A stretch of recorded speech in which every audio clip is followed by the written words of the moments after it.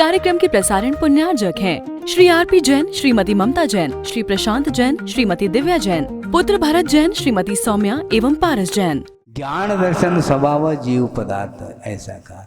तद विलक्षण पुद्गलादि पंचभेद पुनः अपि अजीवा। उस जीव पदार्थ से विलक्षण स्वभाव वाला जो क्या है वह अजीव है, जो कि पुद्गलादि पांच भेद वाला है। अजीव यह सामान्य है और पुद्गलादि ये उसके विशेष भेद हैं। हाँ, एक सामान्य और एक विशेष है। हाँ, सामान्य में कॉमन आता है, कॉमन नाउन, फिर प्रॉपर नाउन अलग है। तो उसमें एक अलग गुदगुदी, एक अलग आनंद आता है। मनुष्य आयु का उदय है, मनुष्य गति नाम का उदय है, सारे सारे मनुष्य बैठे हैं। इसमें एक अलग अनुभव हो रहा, और ये व्यक्तिगत नाम ले लिया तो फिर उसमें देखो वो विशेष हो गया। सामान्य संज्ञा अलग थी, अजीब और विशेष, फिर अजीब बात हो गई वहां पर। हाँ, उसमें क्या मिल रहा है, क्या रस आ रहा है, हमें बता दो थोड़ा। वह भी जीव ही है, जीव की ही पहचान है, एक सामान्य पहचान हो गई, संग्रहणे का विषय बन गया। उसके बाद पर्टिकुलर जो है ना, उसके नाम अलग अलग है, वो उसको लेकर के वह मेरी पहचान हो रही। हाँ। हमें कोई पूछता ही नहीं। अरे आपको क्यों नहीं पूछता, आप तो मनुष्य हो। हैं? आप मनुष्य ही क्या नहीं है? हम मनुष्य तो हैं, लेकिन हमें कोई पूछ नहीं रहा, हमारी कोई पहचान नहीं हो रही। मनुष्य के रूप में तो पहचान हो रही है ना आपकी, वो उसमें संतुष्टि नहीं है। हमारा नाम जो है ना फेमस होना चाहिए। अरे जीव मात्र फेमस है, लेकिन उसमें आनंद नहीं, व्यक्तिगत। तो ये हो गया, ये कहा गया, ये अजीव है। पुद्गल, धर्म, अधर्म, आकाश और काल, ये सारे सारे अजीव पदार्थ हैं। इनमें ज्ञान दर्शन स्वभाव नहीं है, इसलिए इसको अजीव कहा है। अजीव पदार्थ में कोई विकल्प नहीं। विकल्प किसमें होते हैं? जीव में, जड़ में नहीं। ये जो सामने रखा है बाजूटा, इसमें कोई विकल्प नहीं। हाँ, ये बहुत चिकना है, तो उसको लेकर के हमें इष्ट का अनुभव हो रहा है, उसको कुछ नहीं हो रहा। उसको क्या हो रहा है मुझे बताओ? वो कुछ जैसा है वैसा पड़ा हुआ है, क्योंकि संवेदनशीलता उसके अंदर है ही नहीं। मतलब वह कर्म बंद नहीं करता एक क्षण के लिए भी, क्योंकि जड़ है। इसलिए कर्म बंद से बचना चाहो तो जड़वत बैठे रहो। बिल्कुल, उसके बिना काम नहीं चलने वाला। थोड़े बहुत भी यदि मान लो एक्टिविटी हो गई, वो विकल्प के बिना ये संभव नहीं है क्रियाएं। इसलिए इसको कहा अजीव। दान पूजा षड आवश्यकादि रूप जीवस्य शुभ परिणाम भाव पुण्यम। दान पूजा आदि के यथायोग जो 6 आवश्यक हैं, इस रूप जो जीव के शुभ परिणाम हैं, वह भाव पुण्य माना जाता है। ये भाव पुण्य है, और इसके माध्यम से जो साता वेदनी आदि कर्म का आश्रय होगा वह द्रव्य पुण्य माना जाएगा। आगे कहा जा रहा है, भाव पुण्य निमित्तेन उत्पन्न सद्वेद्यादि शुभ प्रकृति रूप पुद्गल परमाणु पिंड द्रव्य पुण्यम। भाव पुण्य के निमित्त को लेकर के उत्पन्न हुआ जो कि साता वेदनी आदि जो शुभ प्रकृति रूप जो पुद्गल परमाणु का जो पिंड है, उसका नाम द्रव्य पुण्य ऐसा कहा। हाँ सही, यथायोग सबके अपनी अपनी भूमिका के अनुरूप ये आएगा। पुनाति आत्मानं पवित्रीक्रियते आत्मा येन तत्पुण्यम। जो आत्मा को पवित्र बनाता है अथवा जिन परिणामों के माध्यम से आत्मा पवित्रता का अनुभव करती है उसका नाम पुण्य ऐसा कहा। इसमें राग नहीं है, ये ध्यान रखो, क्योंकि पवित्र परिणाम है। यहाँ पर परिणामों में जो पवित्रता है वह रागात्मक नहीं। जो रागात्मक है तो वहां पर भूमिका के अनुरूप नीचे प्रशस्त राग में आ गया।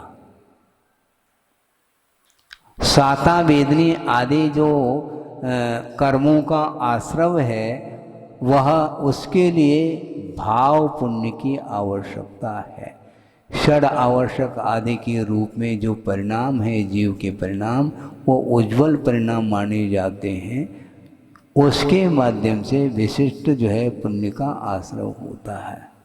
साता वेदनी आदि का अलग अलग भी आश्रव के लिए भिन्न भिन्न, प्रत्येक कर्मों के आश्रव के लिए भी भिन्न भिन्न परिणाम हैं। विशेष स्थिति और अनुभव को लेकर के आश्रव के लिए भिन्न भिन्न परिणाम हैं। उनके माध्यम से द्रव्य पुण्य का आश्रव होता है।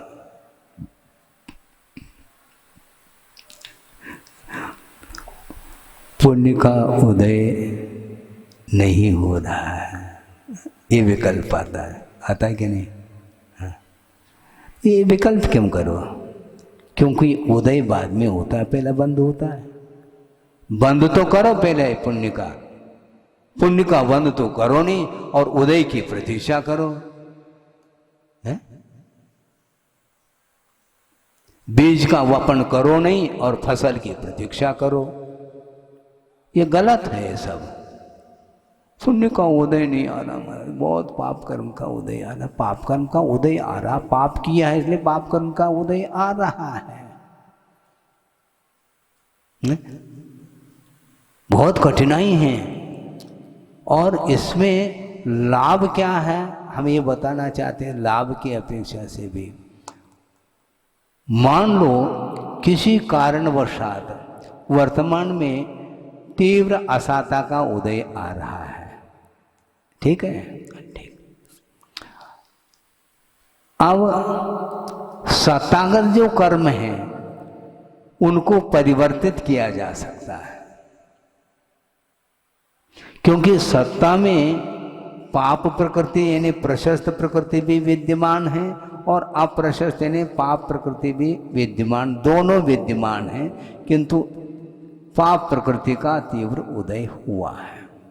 अब विशुद्ध परिणाम करने से दो प्रकार का लाभ। एक तो नए सिरे से जो कर्म का बंध होगा वह पुण्य का बंध होगा, और सत्तागत जो पाप प्रकृति है वह संक्रांत होगी, उनमें परिवर्तन होगा, संक्रमण हो करके पाप प्रकृति पुण्य के रूप में डाइवर्शन लेकर के उदय में वह प्रकृति आ सकती है। दो लाभ हो गए विशुद्ध परिणाम करने से। और विशुद्ध परिणाम करने के लिए कर्म का उदय भी तो चाहिए, है? क्या है ये? तो आपको उदय के माध्यम से होगा क्या? भयंकर जो है ना उपसर्ग हो रहा है, उस समय भी साता वेदनी का आश्रव वो कर रहे हैं। क्या सुना? हाँ।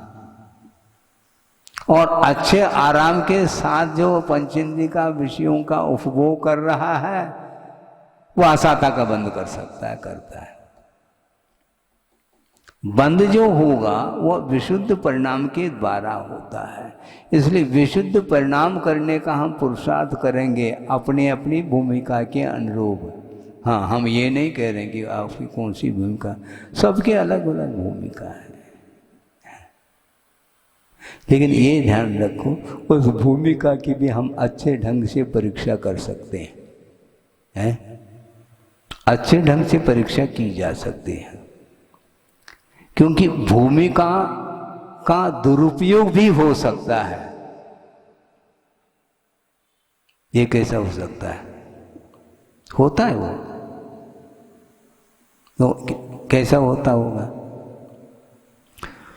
और आज हम जो है ना, हम बैठ नहीं सकते। अच्छा, कमर में दर्द है, ठीक, अच्छी बात है, बैठ नहीं सकते, ठीक। और मान लो उठ करके तो जा रहा है, वो बैठने की में तकलीफ है, एक बार उठ गया तो बैठने में काफ़ी तकलीफ होती है उसको। अल्ट्रासाउंड चाहिए, है ना।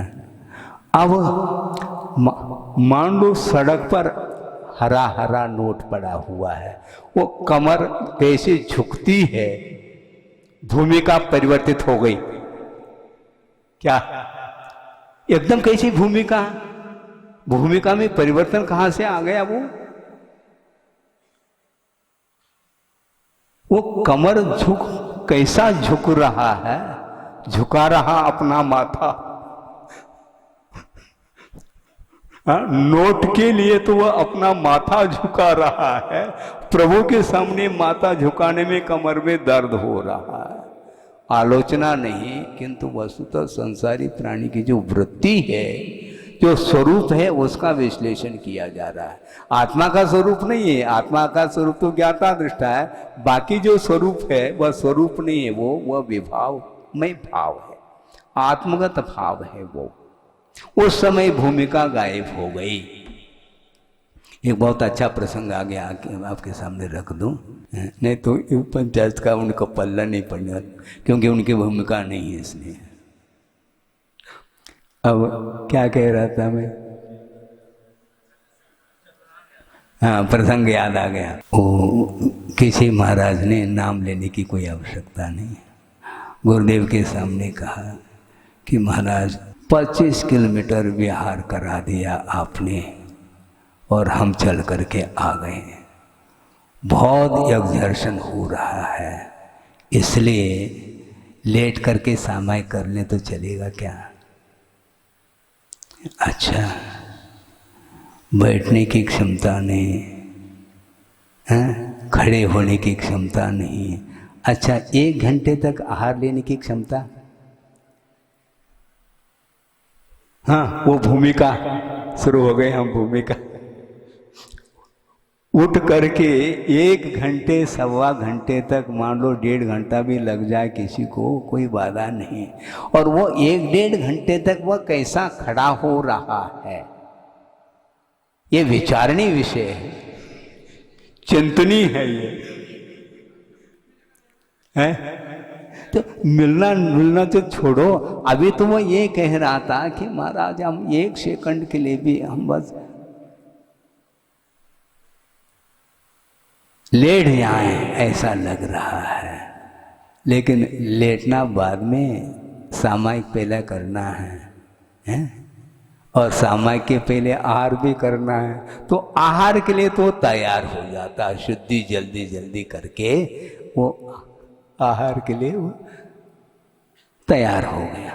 तो उस समय वह थकान कहाँ चली गई, जबकि थकान ज्यों की त्यों बनी है।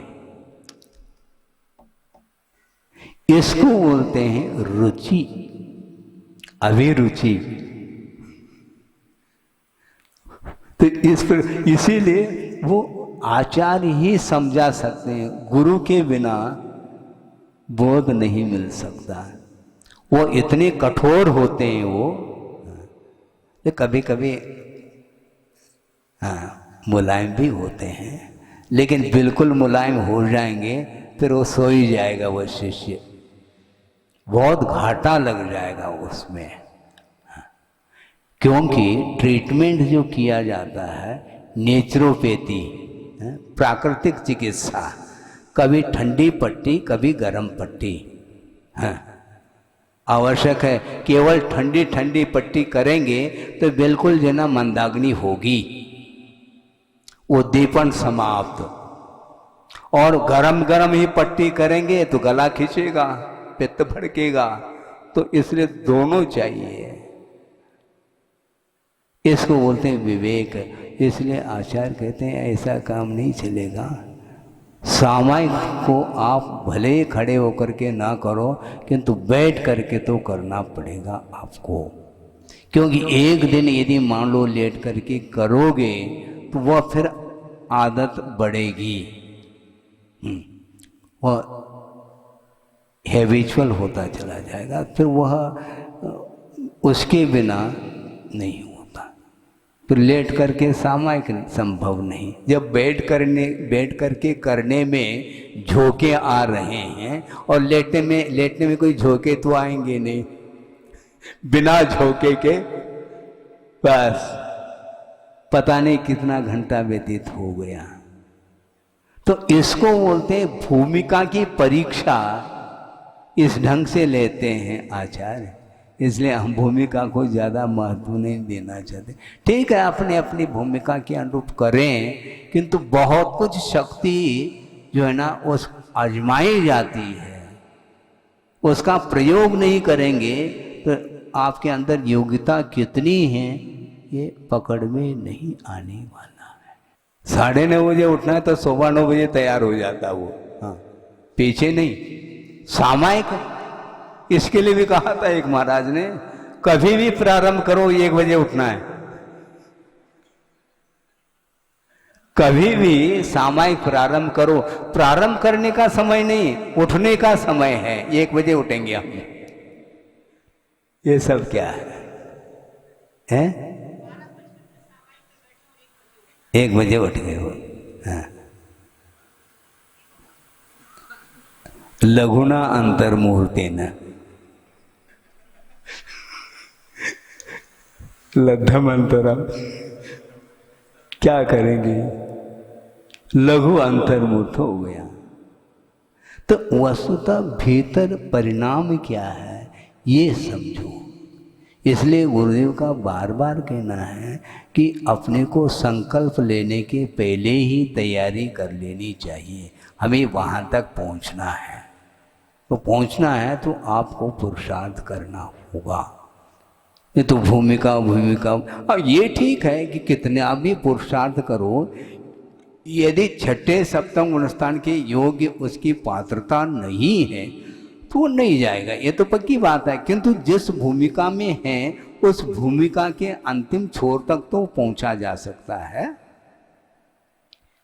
कक्षा वही रहे, किंतु कक्षागत जो विकास है उसमें क्या करोगे आप भूमिका का करके?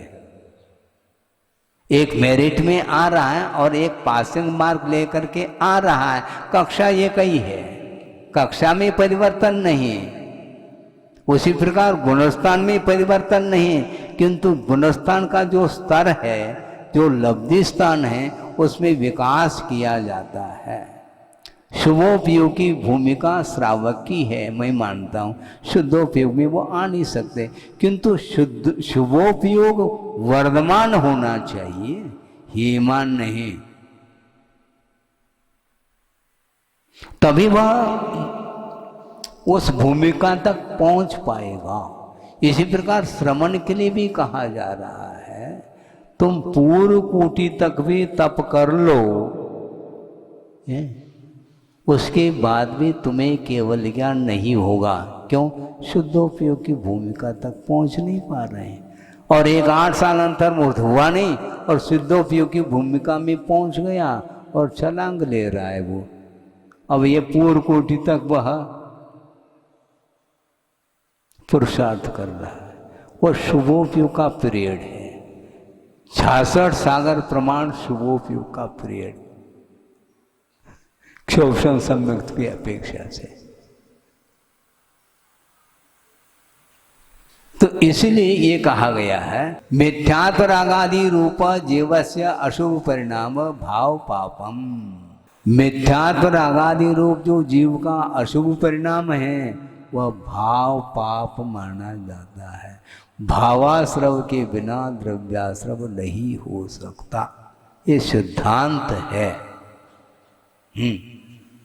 द्रव्याश्रव जो होगा वह उसके लिए भावाश्रव निमित्त है, और इसमें समय भेद नहीं। एक ही समय में ये परिणति बन रही है, फिर भी कारण कार्य की व्यवस्था सिद्ध होती है। भाव के बिना द्रव्य नहीं। ये भाव पाप, मिथ्यात्व रागादिक जो भाव है वह भाव पाप की संज्ञा है। ऐसे श्रद्धांत तो करो कम से कम। भाव पाप को क्या है, पाप पदार्थ के ऊपर श्रद्धांत करना है, तो ये भाव पाप कहलाया। और इसके द्वारा जो द्रव्य पाप आश्रमित हुआ। कभी भी पापमय परिणाम क्या धर्म रूप है, उसके लिए आचार्यों ने धर्म संज्ञा दी है? नहीं। तो अपने आप ही स्पष्ट हो जाता है वो अधर्मात्मक है। पापमय परिणाम को आचार्य धर्म नहीं कहते। यदि पापमय परिणाम हो रहे हैं तो वह धर्मात्मा नहीं कहलाया। इसमें क्या दिक्कत है? जिसके पास धर्म है वह धर्मात्मा है, जिसके पास धर्म नहीं है वह अधर्मात्मा है। तो अधर्म का अर्थ पाप है और धर्म का अर्थ पुण्य है। और शुभोपयोगात्मक भी क्यों न हो, उसको आचार्यों ने धर्म संज्ञा दी है। और शुद्धोपयोगात्मक तो है ही, किंतु सिद्धोपयोग आत्मक अथवा शुक्ल ध्यानात्मक जो धर्म है वहाँ तक पहुँचाने में यह शुभोपयोगात्मक धर्म कारण के रूप में आ जाता है, भाव पाप माना जाता है। इसलिए विषय संबंधी विषयानुराग यदि हो रहा है तो वह भाव पाप माना जाता है। ऐसा श्रद्धान करो, चल जाएगा, ऐसा चलाना नहीं। हाँ भूमिका है, भूमिका छोड़ो उसको, पहले श्रद्धान कर लो प्योर कि विषयानुराग में भाव उत्पन्न हो रहे हैं। तो वो क्या है? वो भाव पाप का, उसको वो भाव पाप है। परसेंटेज ये हमारा विषय नहीं, परसेंटेज 1% भी हो तो वह भाव पाप ही माना जाएगा। हाँ पक्की बात। गुणस्थान वही हो सकता है किंतु वह पाप का आश्रय कर सकता है, और गुणस्थान वही हो सकता है और वह पुण्य का आश्रय कर सकता है। कैसा? हम बता रहे हैं, टाइम भी हो गया है। दो मिथ्या दृष्टि है? दोनों के पास मिथ्यात्व कर्म का उदय चल रहा है, तो दोनों गुणस्थान समान है, कक्षा दोनों की एक ही है। अब एक का पतन, मिथ्यात्व की भूमिका में ही एक का पतन और मिथ्यात्व की भूमिका में ही एक का उत्थान। ये कैसा महाराज? एक मिथ्या दृष्टि नरकाई का बंद कर रहा है और एक मिथ्या दृष्टि देवाई का बंद कर रहा है। दोनों मिथ्या दृष्टि, कोई सम्यक दृष्टि नहीं उसमें। हाँ, तो मिथ्यात्व कर्म के उदय से नरकाई का बंद हो रहा है ऐसा नहीं है, ध्यान रखो। यदि मिथ्यात्व कर्म के उदय से ही एकांत से नरकाई का बंद होगा तो सारे सारे नरक ही जाएंगे। उसमें मिथ्यात्व का हाथ नहीं किंतु कषाय का हाथ है, लेशा का हाथ है। और अनंतानुबंधी कषाय यदि मंदतम हो गई, उस भूमिका में वह सप्तम पृथ्वी का आश्रय नहीं कर सकता, जबकि वह भी मिथ्या दृष्टि है। तो मिथ्या दृष्टि होकर के भी एक का पतन हो रहा है, एक का उत्थान हो रहा है। गुणस्थान एक है, किसी के पास सम्यक्त्व नहीं, किंतु मिथ्यात्व की भूमिका में भी वह 31 सागर के आयु का बंद करके 9 ग्रेवेक जा रहा है। गुणस्थान पहला और एक मिथ्यात्व गुणस्थान के साथ सप्तम पृथ्वी का बंद करके 33 सागर वहां पर पहुंच गया। दोनों मिथ्या दृष्टि। सम्यक दृष्टि कौन है हमें बता दो। महाराज फिर ये पक्षपात जैसा हो, पक्षपात नहीं है, कषाय की मंदता और कषाय की तीव्रता का ये परिणाम है। इसलिए भाव ही आपका परिणाम ही परिणाम के लिए कारण है। परिणाम के दो अर्थ है, परिणाम का अर्थ भाव है और एक परिणाम का अर्थ रिजल्ट है। आपका परिणाम ही परिणाम के लिए कारण है। ये है गुरुदेव, ये कहना चाहते हैं। है दोनों मिथ्यात्व की भूमिका में, मिथ्यात्व का उदय चल रहा है और इसीलिए कहते हैं कि वस्तुतः मिथ्यात्व के उदय से, गुरुदेव इसलिए कहना चाहते हैं कि आश्रय और बंध के क्षेत्र में मिथ्यात्व काम नहीं करता, उदय उसका है। नरकाय का यदि कोई बंद करेगा तो मिथ्यात्व के अनुदय में नहीं कर सकता, उदय में ही करेगा, किंतु उदय में करे ये अनिवार्य नहीं है। यदि मिथ्यात्व कर्म के उदय में नरकाय का ही बंद होता ऐसा कहोगे तो एक इंद्रिय को भी नरक जाना पड़ेगा, क्योंकि वो भी मिथ्या दृष्टि है। आइए, क्यों, क्या होगा? संभव है क्या? संभव। तो इसलिए भाव पुण्य, भाव द्रव्य पुण्य, भाव पाप और द्रव्य पाप। भाव स्वाधीन है क्या पराधीन है? कर्म का उदय महाराज, ठीक है, फिर अच्छी बात है।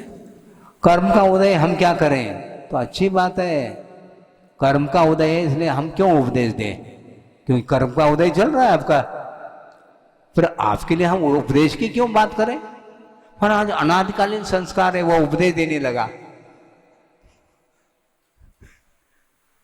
अनादिकालीन संस्कार है महाराज, तो हमें बताना चाह रहे हैं कि हमें मालूम नहीं है क्या? भगवान को भी मालूम है संस्कार अनादिकालीन है, किंतु प्रतिदिन के वह संस्कार ऐड क्यों हो रहे हैं? उसमें मिला क्यों रहे हैं आप? अतीत के संस्कारों को यदि मान लो समाप्त करना है तो आपको किसी भी प्रकार से पुरुषार्थ ही करना पड़ेगा, ये पक्की बात है। बिना पुरुषार्थ के क्षोभम लब्धि भी नहीं होगी। विशुद्ध लब्धि के लिए भी चाहिए पुरुषार्थ, देशना को सुनने के लिए भी पात्रता चाहिए, फिर आगे के और भी लब्धियों के माध्यम से जो कार्य होता है वो सब पुरुषार्थ के अधीन है। आप पुरुषार्थ, फिर ये नहीं देखा जा रहा है कि हम ये हो गया, ये क्षोभम लब्धि हो गई, अब देशना लब्धि के लिए हम पुरुषार्थ कर रहे हैं, देशना लब्धि हो गई, अब प्रायिक लब्धि के लिए हम पुरुषार्थ करें। ऐसे पुरुषार्थ देखने में नहीं आता। वो कार्य आपका पुरुषार्थ के माध्यम से आप निरंतर विशुद्धि के लिए जो आलम्बन लिया जा रहा है वो धर्म का आलम्बन लेकर के आप पुरुषार्थ करते चले जाओ, अपने आप ही वह कार्य संपादित होता चला जाएगा। कार्य को देखना चाहो तो नहीं देख पाओगे। हैं, आपने भोजन कर लिया, ठीक है, अब वो जो अन्न है वह भिन्न भिन्न रस में परिवर्तित होगा, भिन्न भिन्न धातु उपधातुओं में उसका परिवर्तन परिणमन होता है। वह परिणमन देखने में आ रहा है आपको, फिर क्या करोगे? वो देख ही नहीं सकेंगे, उसको चाहिए 30-40 दिन अंतिम जो पदार्थ है वहां तक पहुंचने के लिए। वो हमारा विषय थोड़ी है, हमारा विषय तो अनुपात से भोजन करना है ताकि वह वहां तक पहुंच सके। अनुपात से नहीं करोगे तो फिर वह फेल हो जाएगा, फिर वह रसांतर नहीं होगा, वह संग्रहणी बीमारी होगी, रस बनेगा नहीं उसका। क्यों? ज्यादा रस ले रहा है, इसलिए ज्यादा रस ले रहा है इसलिए रस नहीं बनेगा उसका। तो ये भीतर के आंतरिक जो परिणमन है वह आपके अधीन नहीं है, वह स्वाधीन है, किंतु भोजन इसमें पुरुषार्थ चाहिए। उसी प्रकार धर्म का आलम्बन लेकर के सच्चे देव गुरु शास्त्र की आराधना करते हुए परिणामों को हम पुण्य के रूप में परिणाम करते चले जाएं तो बिल्कुल निश्चित रूप से पुण्य का आश्रय होगा। महाराज इससे क्या मिलेगा पुण्य, ये इतना करने से हमें क्या पुण्य मिलेगा? तो पुण्य की ओर ही तो दृष्टि है तुम्हारी, फल ही लटक रहा है तुम्हारे सामने। इसका क्या फल मिलेगा, इसका क्या फल मिलेगा? अरे फल के आचार्य महाराज कहते हैं फल की ओर दृष्टि रखने से विश्वास में कमी आती है। फल की ओर दृष्टि नहीं, क्यों फल की ओर दृष्टि? भगवान ने कहा जैसा कहा वैसा हम करेंगे। नानीता वाले जी ना ऐसा करो ना, ऐसा नहीं होता। वो हमेशा प्रतीक्षा कब तक करें? हाँ, भक्ति, और भक्ति कब तक करें ये नहीं, इसकी गिनती नहीं, अनगिनत, और उसमें वो गिन रहा है।